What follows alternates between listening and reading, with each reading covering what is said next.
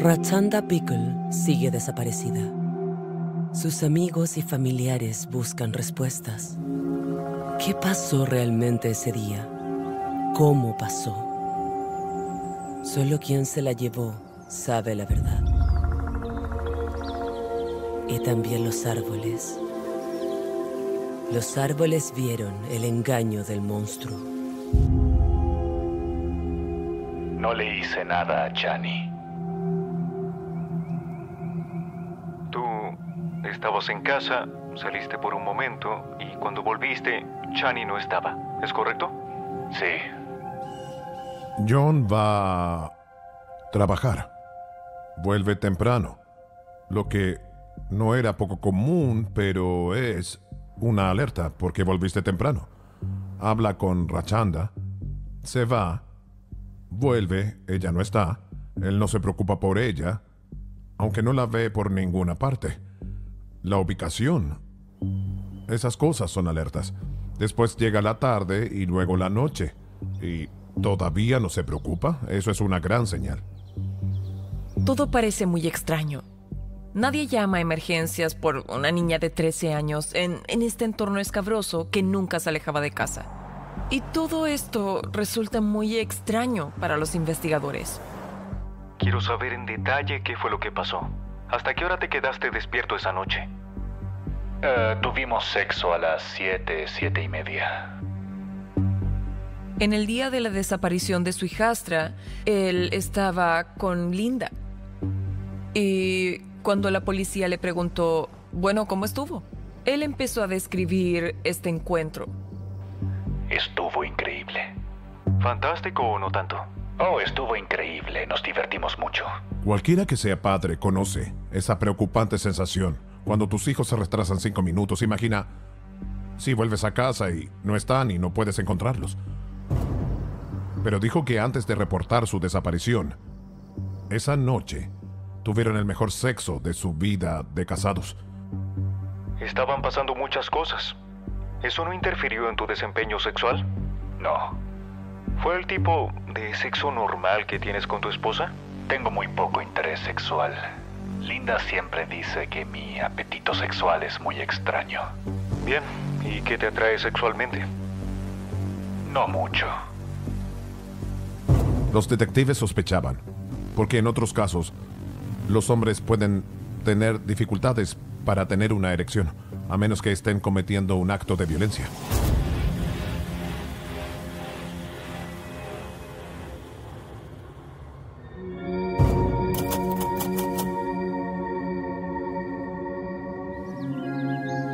Sweet Home se encuentra justo en una ladera. Hay muchos árboles verdes, hermosas montañas y es un pueblo pequeño muy pintoresco. Hay días en que puede ser idílico y soleado, y cuando sales piensas, oh, es hermoso aquí, es muy atractivo visualmente. Pero el espíritu no es atractivo. Recuerdo que pensé, Sweet Home, este lugar no tiene nada de dulce. Este pueblo tiene muchos secretos escondidos. Recuerdo que hablé con los policías y recuerdo que les dije, nosotros sabemos quién hizo esto, sabemos qué pasó.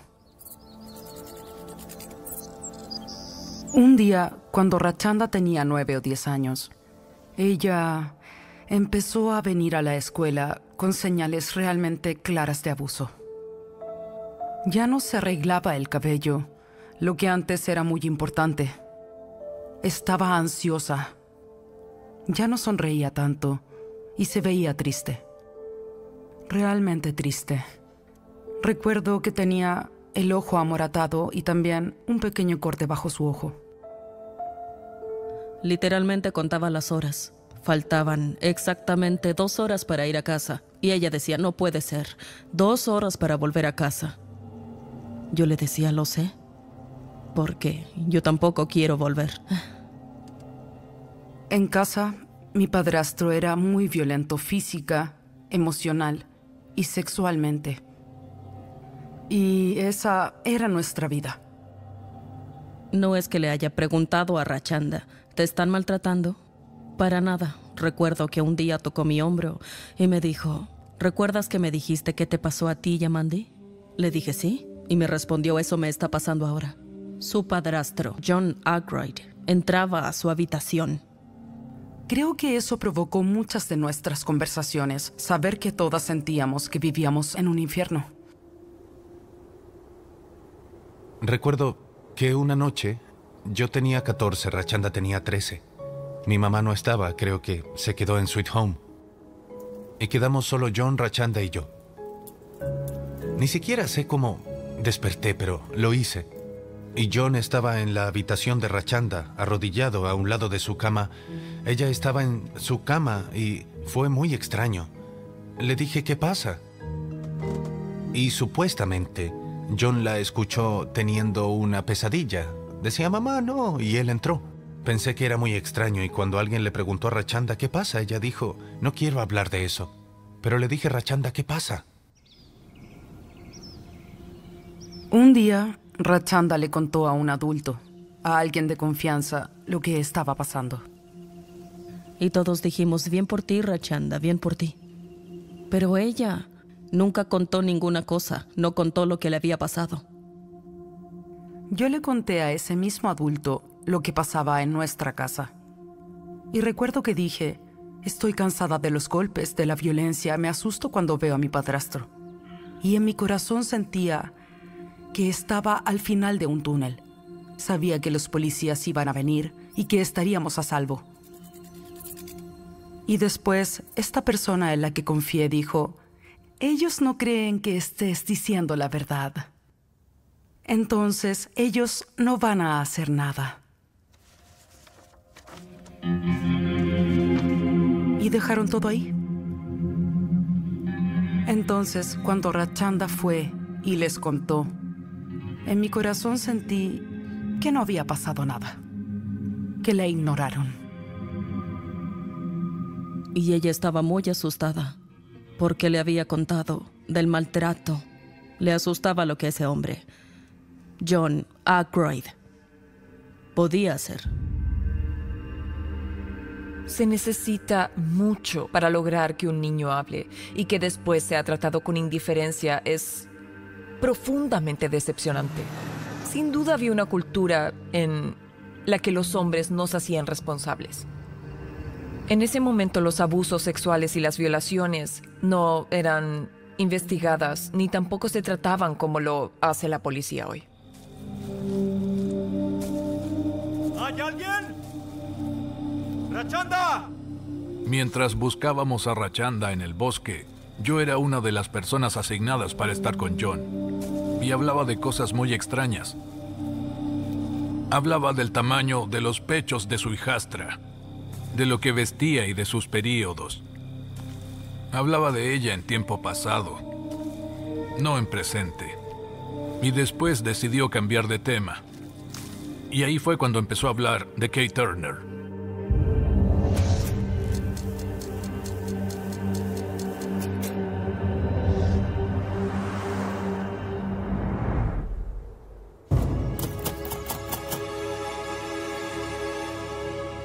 Era agosto. Habían pasado 8 meses de la desaparición de Kay Turner. Entró un tipo a la tienda y dijo que había encontrado ropa en el bosque. Lo recuerdo muy bien.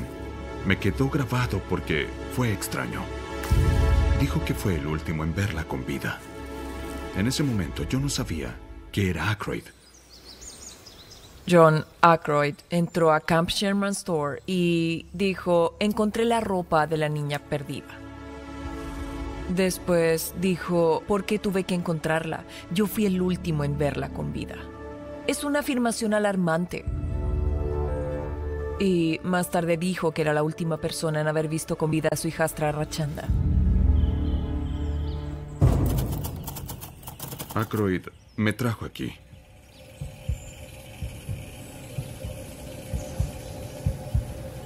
Era una especie de matorral. Desde el camino no se podía ver aquí. En esta área estaba la ropa. La dejaron ahí. Y eso era extraño. La ropa estaba encima de las ramas de los pinos.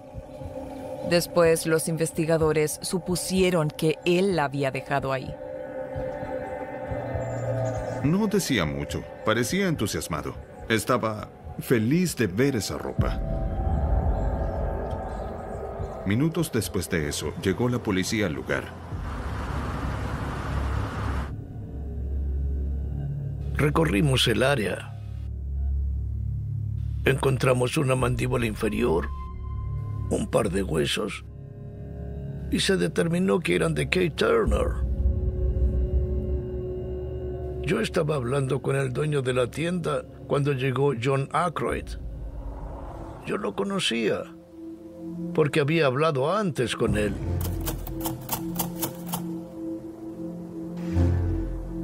Cuando Kate Turner desapareció en la víspera de Navidad de 1978, la policía bloqueó el camino y empezó a buscar posibles sospechosos. El nombre de John Aykroyd apareció al comienzo porque un trabajador de la autopista lo había visto y lo conocía del trabajo. Apareció el nombre de John Aykroyd. Le preguntamos si vio a Kate Turner y dijo que lo había visto. El 11 de enero, John Aykroyd fue interrogado. Lo trataron como nada más que un testigo. John era un buen tipo, un lugareño al que le gustaba cazar, pescar y hacer cosas en el exterior. La policía no parecía estar particularmente interesada en seguir con él como sospechoso.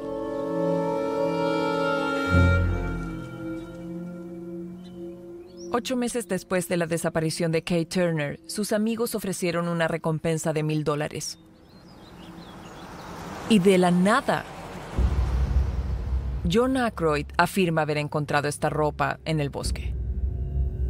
Cuando supe que Aykroyd había encontrado estos objetos, sospeché que este hombre sabía mucho más de lo que nos decía. Y le pedí que se sometiera al polígrafo. Pero falló en la prueba.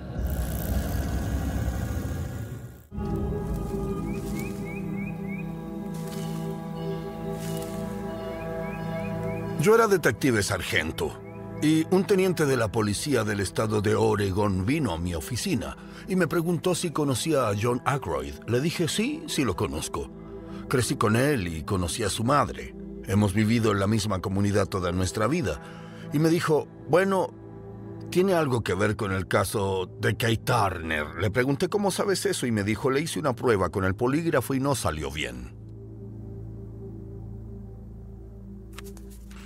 Era el año escolar 1958-59 en Pleasant Valley. Conocí a John Aykroyd porque fuimos juntos a la escuela desde el primer grado hasta el 12. Nunca fuimos amigos cercanos. Él era tranquilo, un tipo más solitario. Nunca lo conocí mucho porque no era cercano a nadie. Recuerdo que hubo un incidente en sexto grado. Había un par de conejos pequeños que vivían ahí donde nos dejaba el bus. Y un día John incendió a uno de esos conejos. Alguien le dijo, John, incendiaste a ese conejo. El conejo gritó y él tenía una sonrisa en su rostro como si estuviera orgulloso de lo que había hecho. Yo pensé, ¿por qué? Me habían enseñado a no lastimar ni matar a nada, a menos que te lo vayas a comer. No puedes ir a dispararle a un ciervo solo por diversión, a menos que necesites de la carne. No puedes matar algo. Después de que Kate Turner desapareció, acudí a los investigadores, porque pensaba que tal vez sería más difícil para John evitar las preguntas pertinentes conmigo que con un completo extraño. Porque conocía a su mamá. Trabajamos juntos en la policía a fines de la década de los 70. En esa época solo había un oficial de policía en Sweet Home. Y en los turnos estaba yo y ella era la emisora. Y siempre le preguntaba por John. Siempre hablábamos de eso. Algunos de los policías vinieron a interrogarme. Me decepcionó la forma en que me percibieron y me hicieron preguntas muy inapropiadas. Creo que nunca antes había tenido ese tipo de investigación. Y en ese momento terminé la conversación. Les dije, no tenemos nada de qué hablar. En el momento de la desaparición de Turner, la policía no tenía el hábito de colaborar y compartir. Y hablamos de una estación de policía de una zona rural, de la oficina del condado de Jefferson. Hablamos de una comunidad muy pequeña y de la policía del estado de Oregon, donde no existían correos electrónicos, nadie le enviaba reportes al otro. En un pueblo pequeño, la policía no comparte mucha información con otros, a menos que necesiten hacerlo. Después de que Aykroyd encuentra la ropa de Kay Turner en el bosque, su historia empieza a cambiar.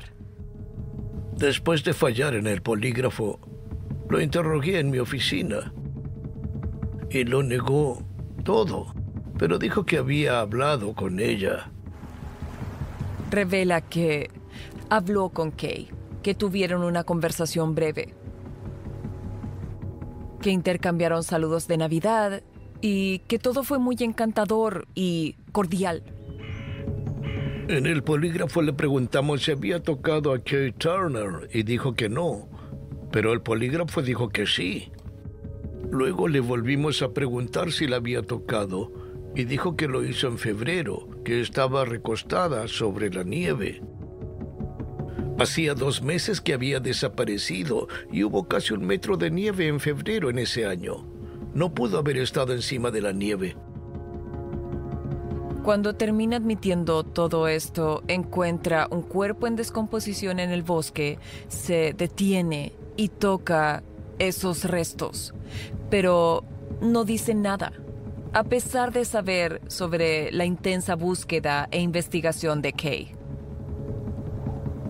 Su revelación es perturbadora porque es muy gráfica. Dijo que vio un cuerpo tirado junto a un tronco grande, que no le gustó lo que vio, que su cuello parecía cortado y que al parecer tenía una herida de bala en su pecho, sugiriendo cómo la habían matado, que la habían cortado, apuñalado y que le habían disparado. Surge otro elemento en esta entrevista crucial de la policía de Oregon, y es que John Aykroyd no estaba solo. Estaba con su amigo Roger Dale Beck. Entonces la policía fue a entrevistar a Roger y a su esposa Pam. Pam Beck tenía una coartada para Roger Beck y John Aykroyd. Según ella, Aykroyd llegó a su casa la mañana de la víspera de Navidad y Aykroyd y Beck no salieron ese día. Había muchas señales perturbadoras que implicaban a Aykroyd en el asesinato de Kay Turner, pero no existía evidencia física. No hay testigos, no hay claridad en la participación de Aykroyd. No había evidencia para retenerlo y lo liberamos.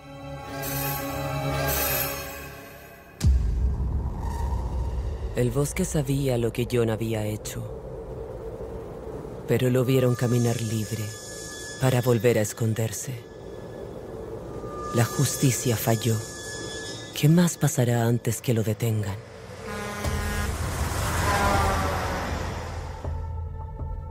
Fue muy importante para Durr mantener con vida el espíritu de Kay Turner. Hasta me llevó en un viaje de 45 minutos hasta la cima de Santiam Pass para presentarme a John personalmente. Al verlo no pensabas que era la persona más inteligente del mundo, pero era astuto. Clayton Durr me dijo, este es el tipo que mató a Kay Turner. Me dijo, tienes que conocer a este hombre, porque esto va a volver a pasar. La vez siguiente me encontré con John Aykroyd. Su hijastra estaba desaparecida. Y John de nuevo era el centro de atención.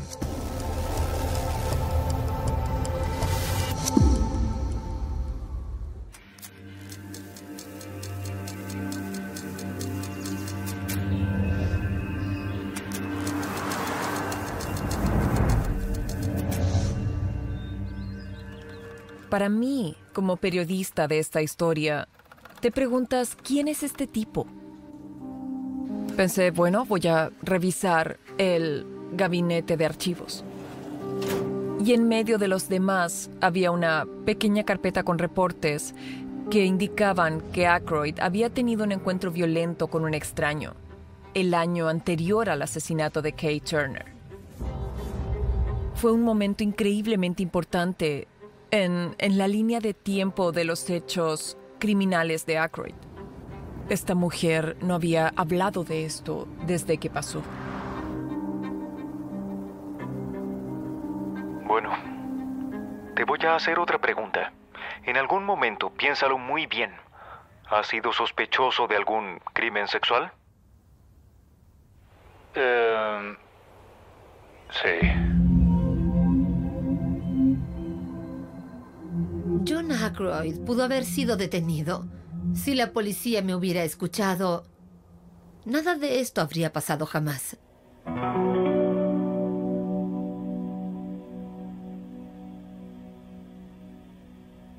Jamás voy a olvidar lo que pasó esa noche. Cada vez que me baño, no puedo sacarlo de mi mente. Nunca voy a sacar esa suciedad. Todavía no puedo y tengo 66 años. Hubo momentos en que me despertaba en medio de la noche y gritaba y me quejaba y lanzaba golpes.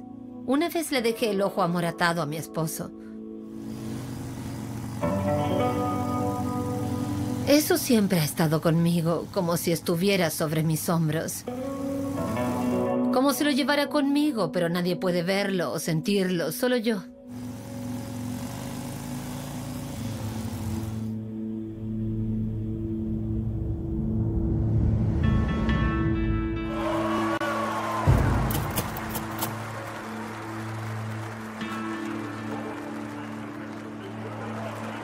Mi esposo Bill y yo fuimos al rodeo. Me vestí especial ese día. Nosotros estábamos acostumbrados a usar ropa muy informal para cuidar al bebé todo el día. Y esa fue la primera vez que me puse unos jeans. Me veía muy bien, estaba muy arreglada. Hasta me puse unas botas que había esperado por mucho tiempo y que mi esposo había ido a comprar para mí. Llegamos allá, empezamos a beber unas cervezas y me afectaron bastante porque no había bebido hacía ¿cuánto? 8 meses, 9 meses, quizás hasta un año. Comimos algo y se acercaron unas personas y dijeron, no, Bill, me dijeron que estabas aquí, eran unos amigos suyos, vamos a este bar. Yo no podía ir. Tenía 19 y tienes que tener 21 años en Oregon para ir a un bar a beber. Yo me enojé y le dije, vinimos aquí tú y yo solos por primera vez. Pero él no veía a sus amigos hace mucho tiempo y bla, bla, bla. Así que le dije, está bien, me iré a casa. El primer auto que paró lo conducía John Aykroyd. Él se detuvo, yo me acerqué a la camioneta, abrí la puerta, luego miré hacia adentro así, me subí a la camioneta y luego cerré. Busqué el seguro que sube y baja para cerrar la puerta, pero no estaba. En ese momento él ya conducía por la autopista 20. Yo estaba cansada y me dormí. Y antes de anochecer, sentí que él me tomó de los pies y que me estaba arrastrando hacia el lado del pasajero. Mi cabeza se golpeó desde el asiento hasta el piso de la camioneta, hasta el piso exterior de la camioneta, la puerta y de pronto en el suelo. Yo traté de gritar, pero no pude. Puso un cuchillo en mi garganta y me dolió porque lo presionó. Y me dijo, ¿vas a hacer cada cosa que te diga verdad? Y le respondí, sí, señor. ¿Qué quieres? Le dije, hazme lo que quieras, solo no me hagas daño. Tomó mis pantalones desde la hebilla del cinturón y los bajó hasta mis botas. Y se enojó porque no pudo seguir bajándolos, entonces tomó un cuchillo y cortó mis botas. Quería que mi bebé tuviera a su madre. Tenía que seguir viva por ella. Solo pensaba en su pequeña cabeza calva perfectamente redonda.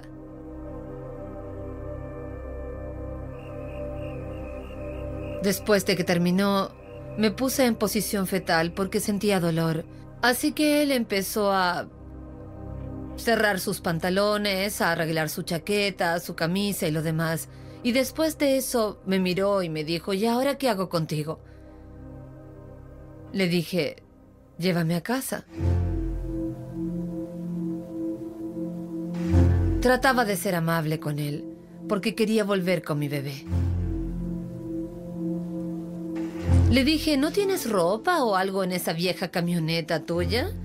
Trataba de sonar muy alegre y positiva, ¿sabes? Me reí un poco y él se alejó sin decir una sola palabra.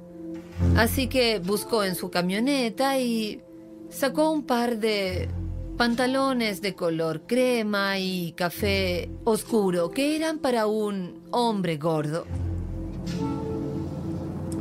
Le pedí a John Aykroyd que me dejara en la casa de la mamá de Bill. Recuerdo que golpeé hasta que ella vino a la puerta. Y le dije, acaban de violarme, él me violó, por favor llama a la policía.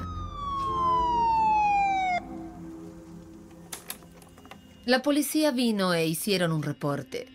Después de eso, fui al hospital para una prueba de violación. Me preguntaron si me sometería a un detector de mentiras y les dije sí, claro que lo haré, porque sabía que estaba diciendo la verdad.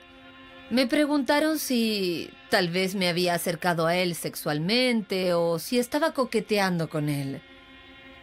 ¿Consumiste drogas, Marlene? A ver, dinos, ¿cuánto bebiste? ¿Tanto así? La policía me hizo sentir como una mentirosa.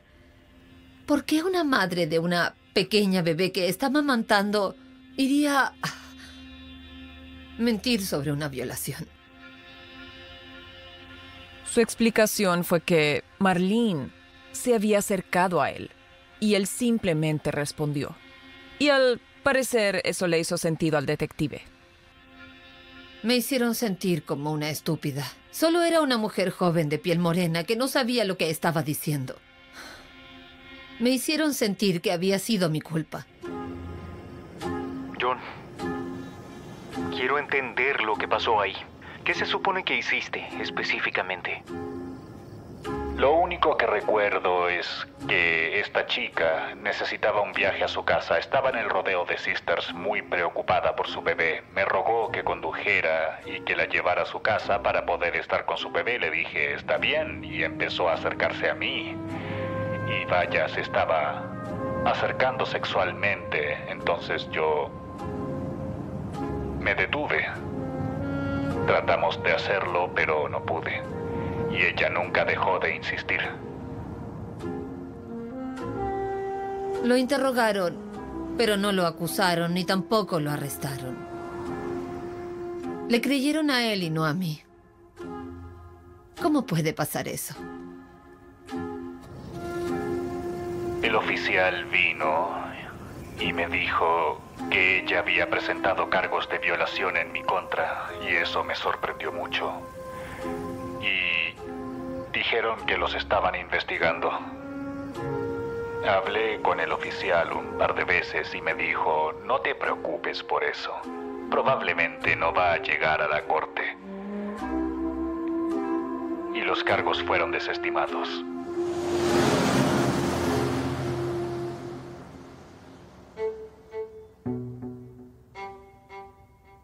Después de ese incidente con John Aykroyd, estaba muy asustada. Sentía paranoia. Pensaba que él iba a volver a terminar conmigo porque yo lo había acusado. Empecé a sufrir de insomnio. Aún me levanto 2 o 3 veces en medio de la noche y reviso todos los seguros y todas las puertas. Se salió con la suya. Si entonces lo hubieran acusado, creo que eso lo habría asustado porque todos habrían sabido que tenía una acusación de violación.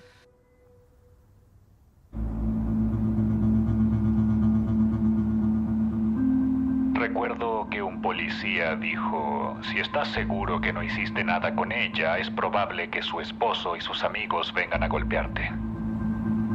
Y lo hicieron. ¿Alguien vino a golpearte? Sí, eran 3. ¿Y lo reportaste a la policía de Líbano? Sí, lo arrestaron por eso. Bill estaba muy enojado con John Aykroyd.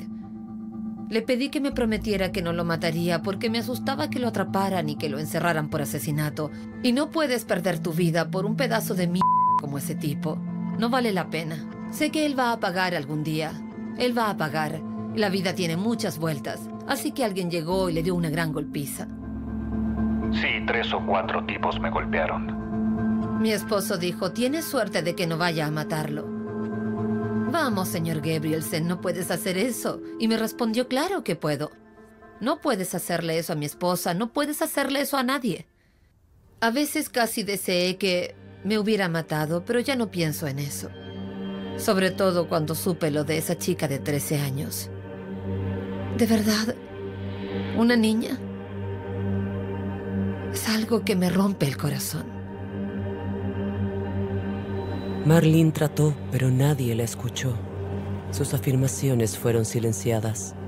El monstruo podría seguir cazando con más fuerza.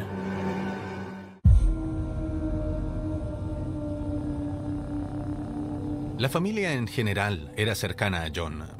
Mi abuela lo amaba. Ella lo quería mucho. En sus ojos era el yerno perfecto. Mi abuela murió pensando que John era completamente inocente, que la ley y todos en Santiam estaban contra él para destruir a la familia. Cuando estás con tu familia sabes que muchas personas dejaron la escuela y después llega este tipo que parece haber resuelto toda su mierda y quiere entrar y ser parte de la familia para casarse con la hija que es mi mamá. Sintieron que era lo mejor, que no querían perder esa oportunidad de tener un final feliz, eso creo. Para mí, que fui abusada sexualmente durante gran parte de mi infancia por hombres mayores, John fue uno de los pocos que nunca hizo eso. Y para mí, eso fue una ventaja. Me sentía cómoda y segura cuando estaba con él. Sabía que las palmadas y los golpes que recibíamos no eran para nada normal. Sabía que no era normal. Sabía que mis amigos con los que iba a la escuela no sufrían la basura que vivíamos mi hermana y yo. Fue una existencia infernal para Rachanda y su hermano. Aykroyd afirmó en la entrevista de la policía que había hecho un remo que usaba para disciplinar a Rachanda. Era un buen mentiroso. Era como dos personas diferentes. Nunca vi al John con el que Linda y los niños tenían que vivir.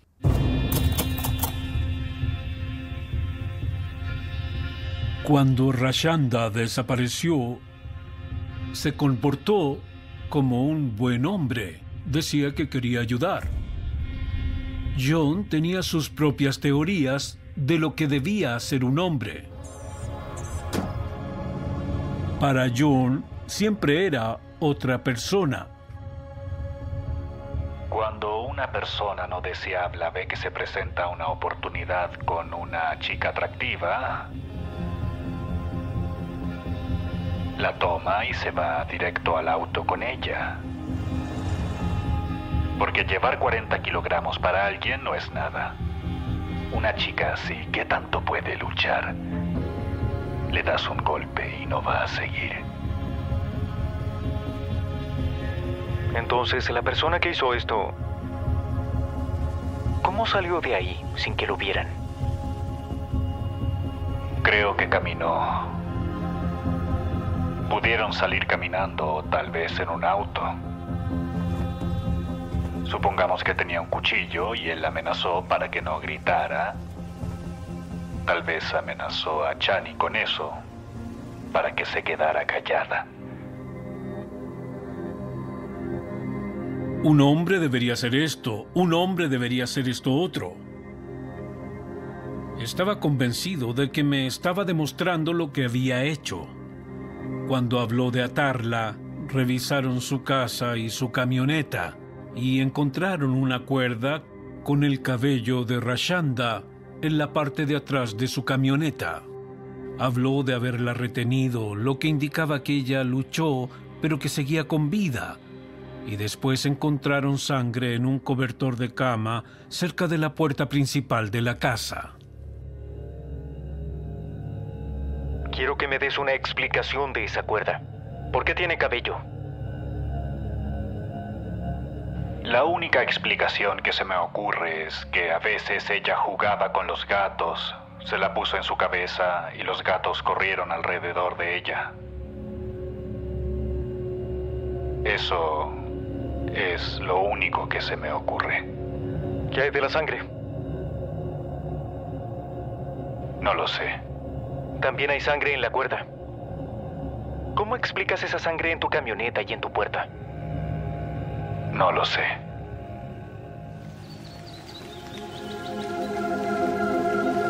El bosque tenía secretos mucho más oscuros y siniestros. Secretos que John espera que nunca vean la luz. John era una persona como Jekyll y Hyde. Era Jekyll cuando era mi tío. Alguien en quien yo confiaba. Cuando hacía cosas malas, era Hyde. Pero una vez iba con John en su camioneta. Fue mucho después de la desaparición de Rachanda y decidió tomar un camino lateral. Era muy cerrado y estrecho. Los arbustos llegaban a la puerta por ambos lados. Era así de denso. Y me dijo, ¿podrías esconder un cuerpo aquí y nadie lo encontraría?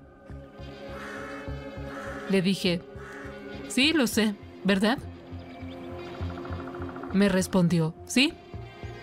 ¿Tienes que ir al baño? Le respondí, no, estoy bien. Y yo realmente quería ir, pero algo me dijo que me quedara en la camioneta. Lo vi caminar hacia la izquierda y después no pude verlo más. Estaba aterrada, porque nunca había sentido ese miedo con John.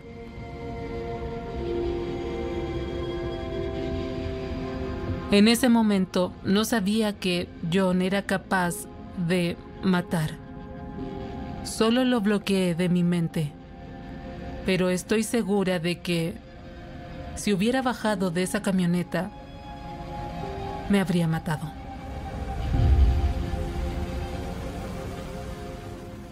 El peor sonido que jamás haya escuchado en mi carrera en la policía. Era una de las peores escenas del crimen imaginado. Creen que el asesino es alguien mentalmente inestable. Este caso era un rompecabezas, pero muchas piezas no encajaban en él. Decía, no puedo esperar a que te encuentren violada y asesinada en el desierto. No todos creían que la persona correcta había sido atrapada en este caso. Revista People investiga. Cuando Rachanda desapareció, pasaron 2 semanas, 3 semanas, y supe que no iba a volver. Necesito saber dónde está mi hermana. Se supone que ustedes son los que tienen que ayudarnos. Háganlo. Díganme qué está pasando. Es mi hermana, es mi sangre, es mi mejor amiga, ¿saben?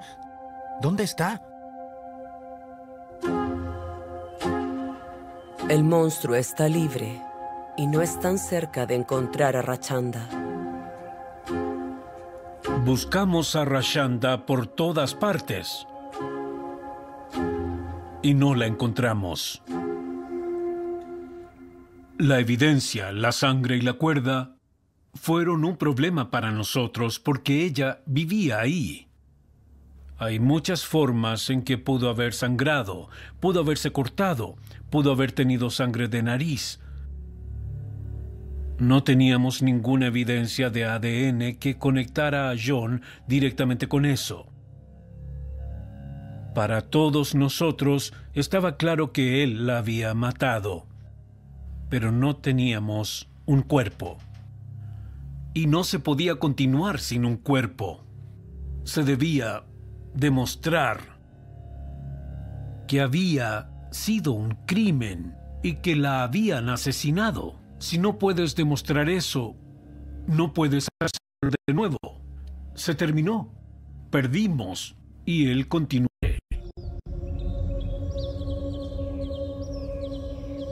Después todo volvió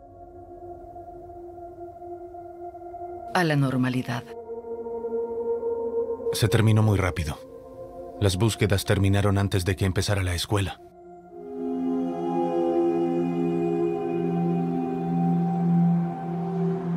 Era tan joven y me sentía indefensa. El comienzo del 7º grado fue horrible.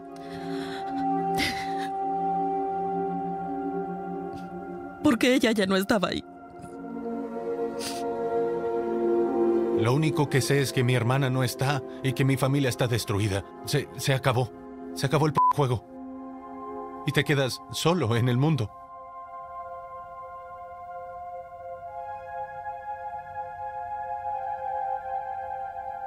Lo daría todo, incluso hasta mi último aliento. Solo por decirle que la amo y que la extraño. Lo siento.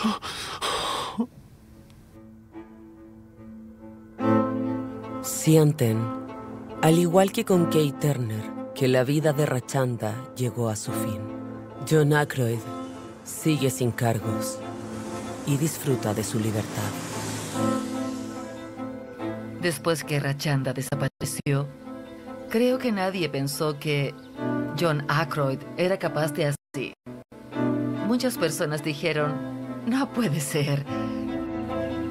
Pero cuando empezaron a escuchar que era el principal sospechoso del asesinato de Kate Turner y que había encontrado su cuerpo, todos quedaron impactados. Si piensas, ¿cuántas veces lo has visto? ¿Cuántas veces has hablado con él? ¿Cuántas veces fuiste al taller de mantenimiento de noche? No queríamos que estuviera ahí, no nos sentíamos cómodos. Nuestro único teléfono que estaba disponible en la comunidad era uno que estaba en la lavandería en un cobertizo. Le dijimos a la policía que nosotras, las mujeres, pasamos mucho tiempo ahí solas y creo que hicimos algo de presión. Entonces se lo llevaron y nos sentimos muy agradecidas de eso. John Aykroyd fue transferido de Santiam Junction al Departamento de Mantención de la Autopista de Corvallis. Dije, es una locura. Ese lugar está lleno de universitarias. No puede ser. Pero no pude hacer nada. Cuando supimos que habían llevado a John al departamento de mantención de la autopista de Corvallis, dijimos, ¿qué mierda? ¿A quién se le ocurrió eso? Tenemos que detener a este tipo antes de que mate de nuevo. Nadie quiere a un asesino en serie en su patio trasero.